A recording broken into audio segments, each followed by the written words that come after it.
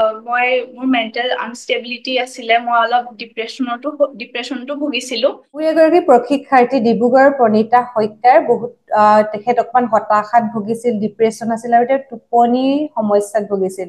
আৰু যেতিয়া তেওঁ য়োগাত জইন কৰিলে এতিয়া তেওঁ সেই সমস্যা বহু পৰিমাণে দূৰ হ'ল আৰু প্ৰায় তেওঁ এতিয়া বহুত ভাল টোপনি আহে। গতিকে আহকচোন আমি প্ৰণীতাৰ মুখেৰে শুনো। প্ৰণীতা, তুমি কোৱা প্ৰথম অৱস্থাত তোমাৰ যোগা ক্লাছ জইন কৰাৰ আগত তোমাৰ কেনেকুৱা আছিল, যে তোমাৰ কিমান দিনৰ মূৰে মূৰে টোপনি আহে বা তোমাৰ কেনেকুৱা ধৰণৰ ডিপ্ৰেশ্যনৰ লেভেলটো কেনেকুৱা আছিল, জাষ্ট যদি অকমান জনোৱা তেতিয়া সুবিধা হ'ব।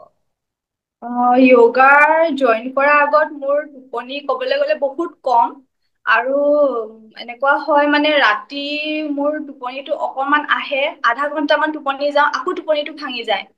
হয় তেনেকুৱা কৰি মোৰ 2টা-3টা বাজি যায় ৰাতি, আৰু তেনেকে হয় মোৰ দিনটো নোখোৱাকৈ মই পিছত মানে গোটেই অফিচলৈ যাবলগীয়া হয়। গোটেই দিনটো মই বহুত উইক ফিল কৰি থাকো আৰু মোৰ মাইণ্ডটোও কাম নকৰে। আৰু হয় লগতে মোৰ অলপ মোৰ মেণ্টেল আনষ্টেবিলিটি আছিলে, মই অলপ ডিপ্ৰেশ্যনতো ভুগিছিলো। আৰু হয় সেইটো মই ভাবিলো য়োগাটো লওঁ, য়োগাৰ লগতে বডিটোতো অলৰেডি ফিটনেছটোৰ কাৰণে ভাল, আৰু হয় মোৰ মেণ্টেল ষ্টেবিলিটিটো অলপ আহিব, সেইটো কাৰণে মই য়োগা জইন কৰিলো। হয় কৰাৰ লগালগ মানে বস্তুটো ইফেক্টটো ইমান সোনকালে নাপায়। মই হয় মই মেইনটেইন কৰিলো, মানে হয় মাজত ক্ষতি হলেও মই পুৰা মেইনটেইন কৰিলো। মই মাৰ্চত জইন কৰিছিলো 2025, আৰু হয় এতিয়া আপোনাৰ জুলাই 5 মান্থছ কন্টিনিউ হৈছে। হয় আফটাৰ 2 মান্থছ বুলি ক'ব পাৰি। টু হয় মান্থৰ পিছত মানে মোৰ বডি ফিটনেচটো আহিলে, আৰু হয় 1 মান্থৰ পিছতে মোৰ টোপনিটো ভালকে আহিবলৈ ললে। মোৰ মানে হয় হয় মই দুটাই লৈছো, বডি য়োগাও লৈছো আৰু ফেচ য়োগা লৈছো। হয় বডি হয় যিহেতু ক্লাছটো ৰাতিপুৱা হয়, মই সদায় এলাৰ্ম দিওঁ। প্ৰথম হয় কেইদিন দিছিলো, তাৰ হয় পিছত মই য়োগা কৰি কৰি মোৰ মানে ইমানে ধুনীয়া এটা মানে শ্লিপ শ্বেডিউলটো ভাল হৈ গ'ল। মই হয় মানে ধুনীয়াকে মোৰ 10টামান বজাত ধুনীয়া টোপনি আহি যায়, এণ্ড উইদাউট এলাৰ্ম মই সাৰ পাই যাওঁ। Okay great. আৰু তুমি নিশ্চয় বহুত এনাৰ্জেটিক, আগতকৈ এনাৰ্জেটিক ফিল কৰিছা, নহয় নে? হয়। গতিকে আৰু তুমি ধৰা হয়তো আছা, আমাৰতো ষ্ট্ৰেছ বা এনজাইটি এনেকুৱা নহয় আমাৰ সম্পূৰ্ণৰূপে কেতিয়াও শেষ হৈ নাযায়, কিয়নো আমাৰ ডেইলি ৱৰ্ক প্লেচত এনজাইটি হ'ব পাৰে, ৰিলেশ্যনশ্বিপৰ কিবা ইছ্যু, ফিনান্সিয়েল বিভিন্ন ধৰণৰ ইছ্যুজ থাকে, আৰু সেইটো আমি ডেইলি হেন্ডেল কৰাটো বহুত দৰকাৰ, আৰু য়োগাই বহুত হেল্প কৰে। তুমি সেইটো নিশ্চয় ধৰিব পাৰিছা। আৰু তোমাৰ মুখত পাফিনেছ আছিলে, নহয় নে? বডিত পাফিনেছ আছিলে, মোৰ মনত আছে। হয় হয় বডিত অলপ ফেচ য়োগাটো কৰি মেলি মোৰ মুখৰ পাফিনেছ বিলাক প্ৰায় গৈছে। আইবেক্স অলপ আছে, আইবেক্সটো মই নিজে লৈছো, বিকজ মই ফোন বহুত চাওঁ মানে। আপুনি দায়িত্ব মোক লৈছা। আইবেগৰ দায়িত্ব লৈছা, হয়। বহুত চাওঁ, সেইটো মই প্ৰায় ট্ৰাই কৰি আছো, সেইটো কমালে চাগে অকনমান ভাল হ'ব বুলি ভাবো।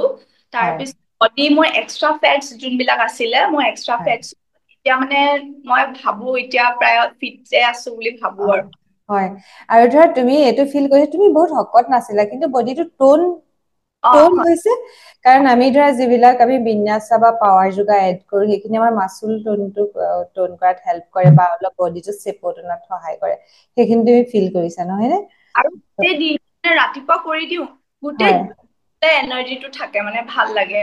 আৰু আহি অকে ৰাতি শোৱাৰ আগত কৰো ফেচ য়োগাটো, সেইটো কৰি মেলি মই মানে বহুত সৰু সুৰা কামবোৰ সোনকালে কৰি বিচনাত পৰাৰ লগে লগে মানে ধুনীয়াকে ডাইৰেক্ট মানে ফেচ যোগা কৰি তুমি ডাইৰেক্ট বিচনালৈ যোৱা। Okay. Okay, very good. Pranita, মই আচলতে তোমাৰ পৰা এইখিনি কথা জানিবলৈকে তোমাক মাতি আনিলো, আৰু যাতে আমাৰ যিসকল মোৰ বেলেগেও জানে, যাতে আৰু উপকৃত হয়। কাৰণ আজিকালি সময়ত নহয়, ডিপ্ৰেশ্যনটো বহুত কমন হয়। হয়তো 10জনৰ ভিতৰত কিজানি এজনেই মানুহ ডিপ্ৰেশ্যন বা হতাশাত ভুগিবলৈ ধৰে, কিয়নো আজিকালি ষ্ট্ৰেছ লেভেলটো বহুত বেছি। আগৰটো মানে আগৰ নিচিনা পৰিয়াল বিলাক কি আছে, কৃষি ভিত্তিক আছিলে ন, জীৱিকা উপাৰ্জনৰ পথ। গতিকে এতিয়া এনেকুৱা নহয়। তোমাৰ হেৰি কি, তুমি কি জব কৰা?